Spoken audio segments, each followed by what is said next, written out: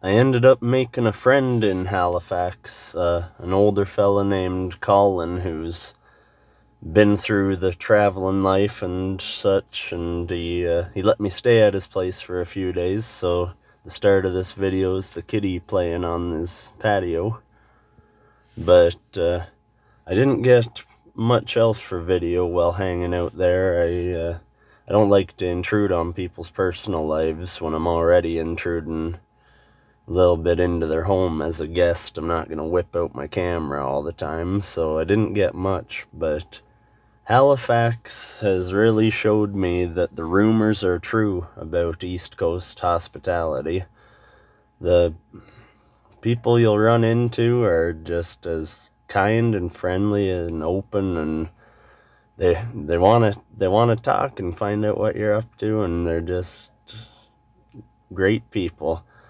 I busked a little bit downtown in Halifax at the boardwalk and further up the hill, but I couldn't find the right spot for a bit until another friend that I made named Struan came along, and he walked me right down to the harbor and showed me, like, this spot I play at sometimes, this is a spot some friends of mine play at, and he really discussed the nuances of finding a place to play music for the public. So he ended up showing me a real good spot on the harbor front, and I'm gonna go back there on my way back through Halifax. That'll be one of the only cities that I hit twice on my trip, but it only makes sense to when I come back across and over to Cape Breton.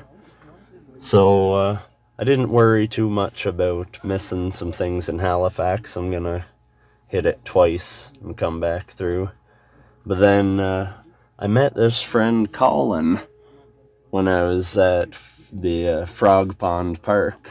Met him just briefly and chatted for a while on the trail one day, and then on Sunday we run into each other again in the parking lot and get chatting a bit, and I thought to ask him if I could maybe come over and use his shower.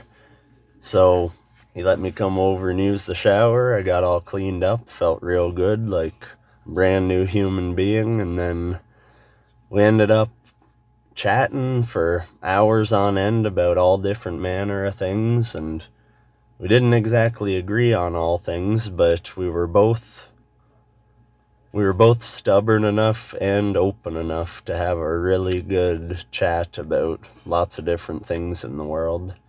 So he cooked me a lot of vegan food for the few days that I was there, which I must admit he's opened my eyes to how good and how filling food can be without meat in it.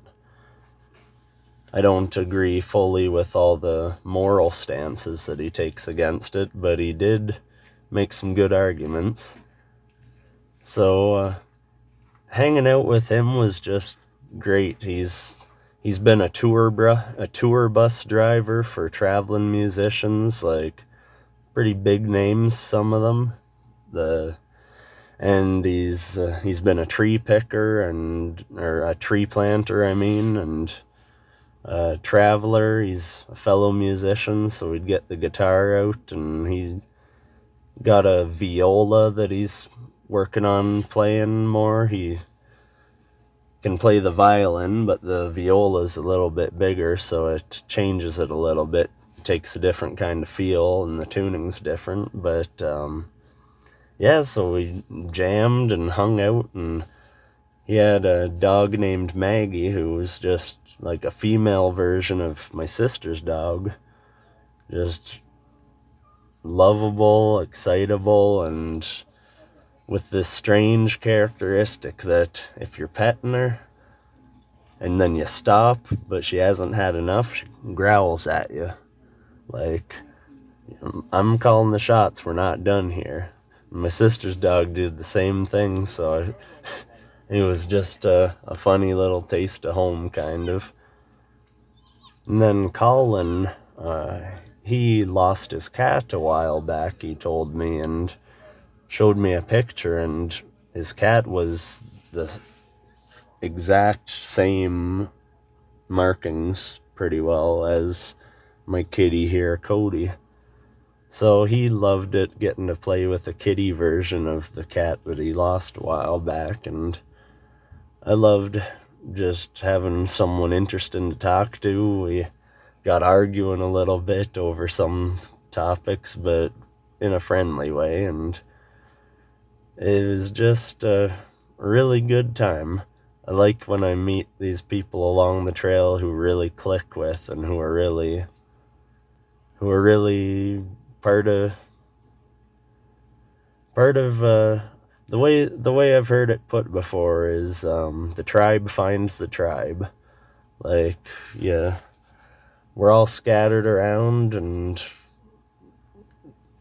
not exactly all from the same backgrounds, but when you meet someone who you think on the same wavelength as, which isn't the same as thinking the same as them, but on the same wavelength, the ability to argue and to reason and to listen and to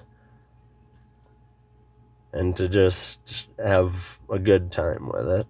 He's a gem. I'll probably pop back in on him on my way through Halifax again.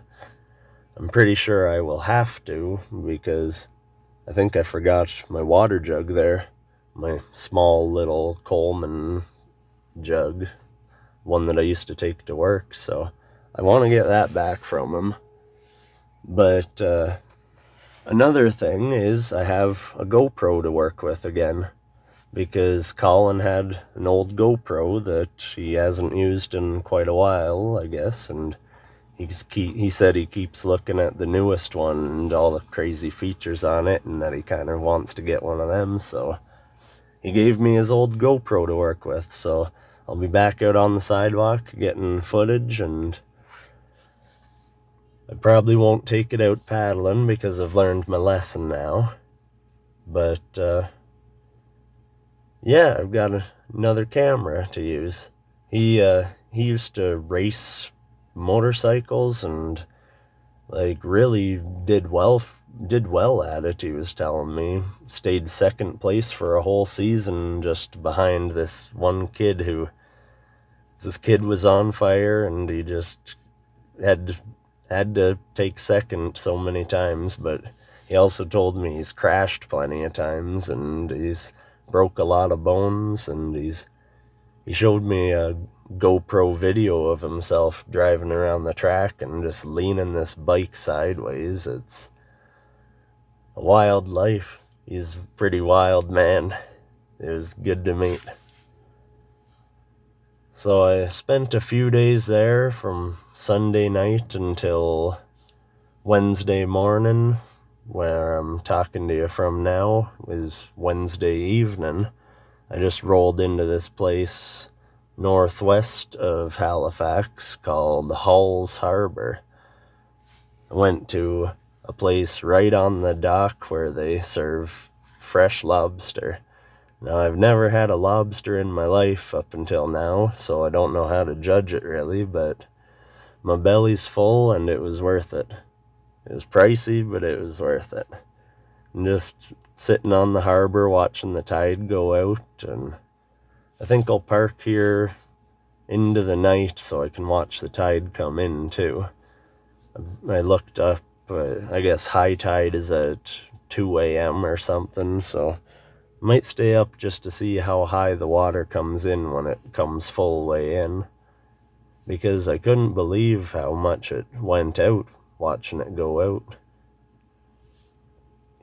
When I pulled up, it was a foggy day off and on, so you could barely see anything when I pulled in, but the water is right close there.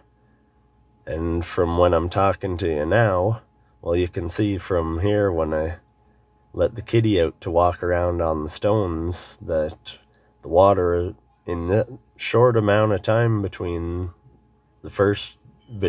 driving up and letting her out,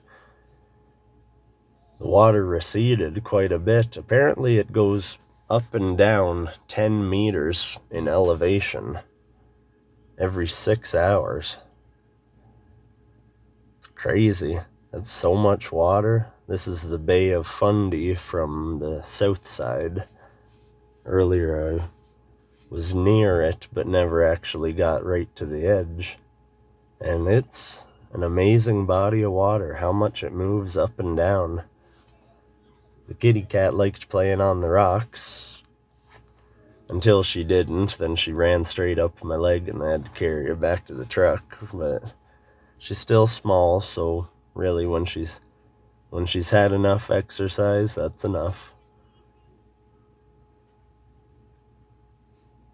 Yeah, and she's just back to 100% perfect health. She's such a great kitty now, and everyone loves her when I take her out places. She's well behaved, other than biting on my feet and scratching at them, but she generally now just does that in the morning when she wants me to wake up and feed her. So we're doing alright. Halifax is good to me. I'm getting close to the French shore of Nova Scotia, where my mom's family are all from, and the closer I get, it just feels like home. Strange seeing all the boats in this harbor sitting on dry land because all the water's gone out. Oh, that lobster was good.